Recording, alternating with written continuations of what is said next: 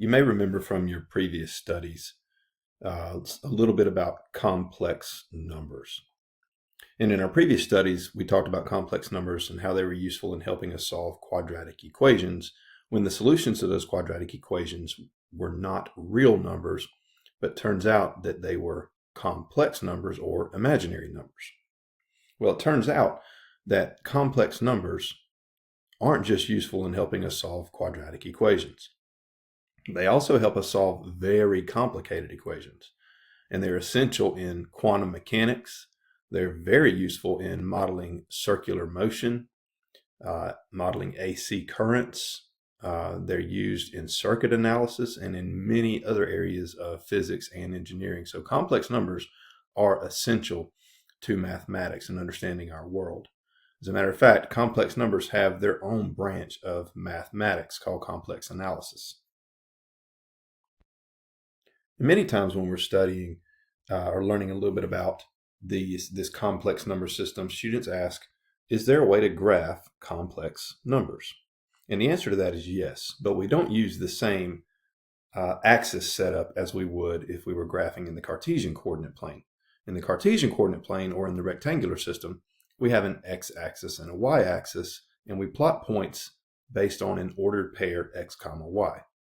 Well, graphing complex numbers is a very similar process, except we label one axis our real number axis and the other axis our imaginary axis. And if you remember, complex numbers take the form a plus bi. And in the imaginary plane, the real axis is what we would consider the x-axis. And the imaginary axis is what we would consider the y-axis.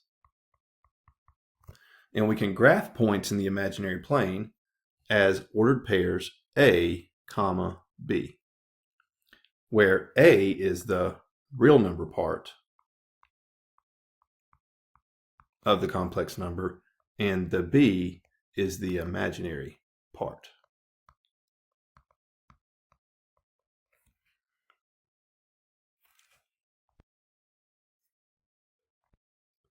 So let's practice graphing some numbers in the complex plane.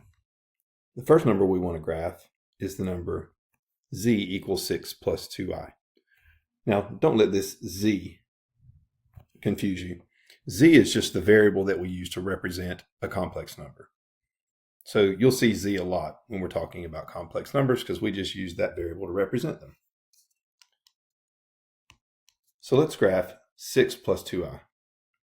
Well, this complex number is an a plus bi form. The a, the real number part, is 6. So we come out 6 on the real number axis, and the imaginary part is 2. So we go up 2 on the imaginary axis, and there's the point 6 plus 2i there in blue. Now let's graph the point z equals negative 3 plus 7i. That's negative 3 on the real number axis and plus 7i on the imaginary axis. So there's the point negative 3 plus 7i. It's also worth noting that, like the xy plane, when the real number part is positive and the imaginary part is positive, we end up with a point in quadrant 1. So that would be like a positive x and a positive y. When the real number part is negative and the imaginary part is positive, we end up with a point in quadrant 2. So that would be like a negative x and a positive y.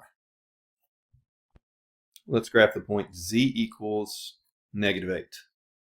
Well, this complex number only has a real number part, not an imaginary number part. So we go to negative 8 on the real number line, and we don't go up or down on the imaginary axis at all because the imaginary part of this number is 0. So as you can see, if we graph any purely real number on the imaginary plane, that number will lie on the real axis. And then last but not least, let's graph z equals negative 5i. For this complex number, there is no real number part, only an imaginary number part. So a purely imaginary number will be graphed on the imaginary axis. This is an imaginary part of -5, so we'd go to -5 on the imaginary axis and plot that point there.